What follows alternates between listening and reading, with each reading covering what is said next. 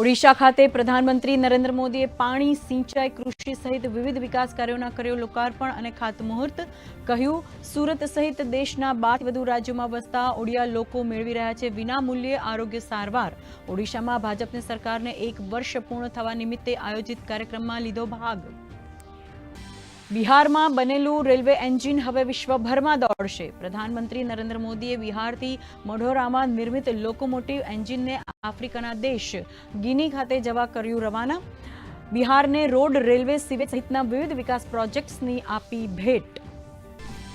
સહકારિતા model પર શરૂ કરાશે રાષ્ટ્રીય ટેક્સી સ્કીમ. મુંબઈ ખાતેથી સહકારિતા મંત્રી અમિત શાહે જાહેરાત કહ્યું, કોઓપરેટિવ સેક્ટરની ઇન્સ્યોરન્સ કંપની પણ ઊભી કરાશે. તો દેશભરમાં 2 લાખ પ્રાથમિક કૃષિ ઋણ સમિતિ સ્થાપવાનું પણ સરકારનું આયોજન. પ્રધાનમંત્રી નરેન્દ્ર મોદી આવતીકાલે 11મા આંતરરાષ્ટ્રીય યોગ દિવસની વિશાખાપટ્ટનમ ખાતે કરશે ઉજવણી. કેન્દ્રીય ગૃહમંત્રી અમદાવાદના પ્રહલાદનગર ખાતે, તો મુખ્યમંત્રી ભૂપેન્દ્ર પટેલ વડનગર ખાતે કાર્યક્રમમાં લેશે ભાગ. રાજ્યભરના 311 સ્થળો પર યોગ કાર્યક્રમનું આયોજન.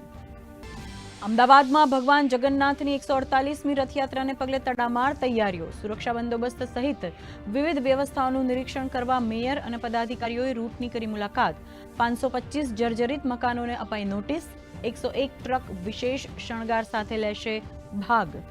અમદાવાદ વિમાન દુર્ઘટનામાં મૃત્યુ પામેલા 231 લોકોના ડીએનએ થયા મેચ. 36 બ્રિટિશ નાગરિક, 7 પોર્ટુગીઝ સહિત 11 નોન પેસેન્જર્સના સેમ્પલિંગ થયા મેચ. કુલ 210 પાર્થિવ દેહ પરિવારજનોને સોંપાયા. આવતીકાલે કચ્છ, ઉત્તર ગુજરાત અને દક્ષિણ ગુજરાતમાં ભારે વરસાદની આગાહી. આગામી 2 દિવસ દરમિયાન ઘટશે વરસાદનું જોર. 48 કલાક બાદ વરસાદની તીવ્રતા વધવાનું અનુમાન. તો વાવણીલાયક વરસાદથી ડાંગર, શેરડી સહિતના પાકને થશે લાભ. મેઘરાજાની ધમાકેદાર બેટિંગ બાદ રાજ્યના અનેક સ્થળોએ પ્રકૃતિ 16 કળાએ ખીલી. વલસાડનો શંકરધોધ નવા નીર સાથે સક્રિય થતા સહેલાણીઓમાં ખુશીની લહેર. તો ડાંગના ગીરાધોધ અને ગિરિમાળા ધોધ ખાતે જોવા મળ્યા નયનરમ્ય દ્રશ્યો. અને યજમાન ઇંગ્લેન્ડનો ભારત સામેની પ્રથમ ટેસ્ટ મેચમાં પ્રથમ દિવસે ભારતના 36 ઓવરમાં 2 વિકેટે 146 રન.